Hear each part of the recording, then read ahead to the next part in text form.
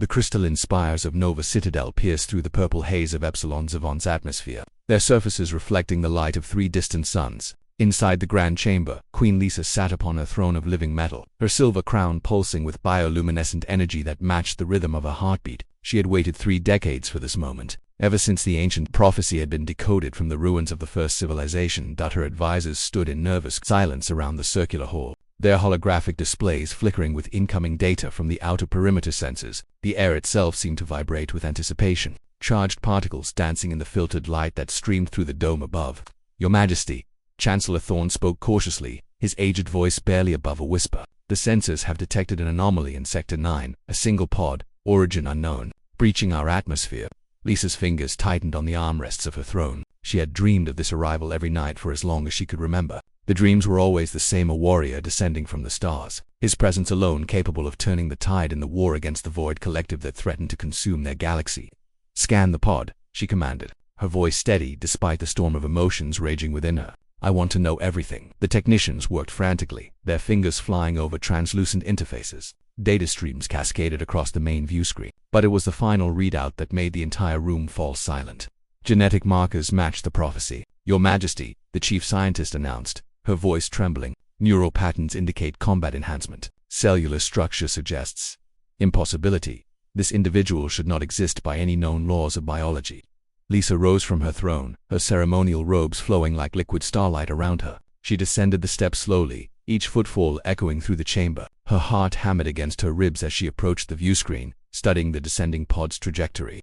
"What is his name?" she asked. The scientist hesitated, double-checking her readings. When she spoke again, her voice was filled with awe. "According to the pod's identification beacon, his name is Vin Diesel." The effect was instantaneous and electric. Lisa leaped to her feet, her composure shattering like glass. "He has arrived," she shouted, her voice reverberating through every corner of the grand chamber. The words carried not just volume but power, the raw emotion of 3 decades of waiting, of hoping, of believing in something that everyone else had dismissed as myth. The guards snapped to attention. Advisors rushed to their stations. Within moments, the entire citadel was mobilizing. Lisa's shout had been more than an announcement. It was a call to arms, a declaration that the prophecy was real, and that everything they had prepared for was finally beginning.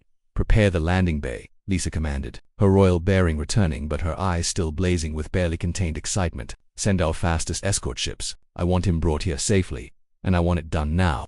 As the military machinery of Nova Citadel sprang into action, Lisa returned to her throne, though she could barely sit still. Her mind raced through the ancient texts she had memorized, the passages that spoke of the warrior from beyond, the one who would arrive when the kingdom faced its darkest hour.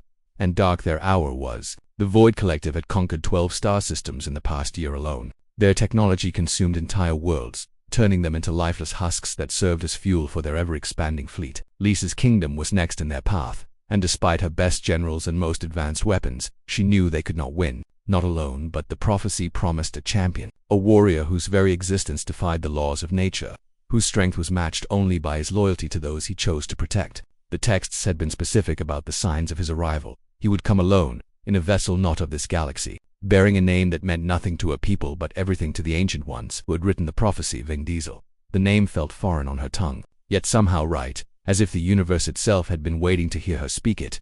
20 minutes later, the landing bay doors opened with a hiss of pressurizing atmosphere. Lisa stood at the head of her honor guard, her crown blazing brightly now, responding to her elevated emotional state. She had changed into her battle regalia not because she expected conflict, but because she needed to present herself as the warrior queen she had become over 30 years of defending her people.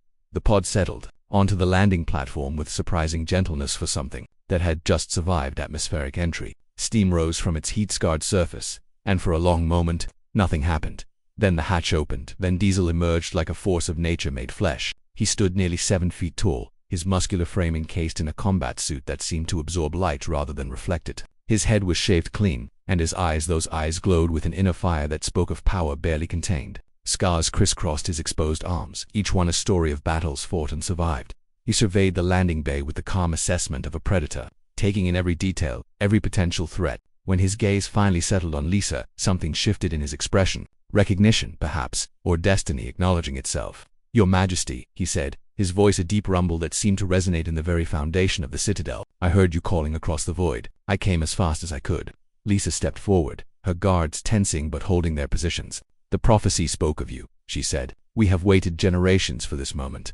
Vin Diesel descended the ramp, and with each step, Lisa could feel the air itself changing, as if reality was adjusting to accommodate his presence. When he reached the bottom, he knelt before her, a gesture of respect that somehow didn't diminish his overwhelming presence. Then let's not waste any more time, he said, looking up at her with those burning eyes. I understand you have a war to win.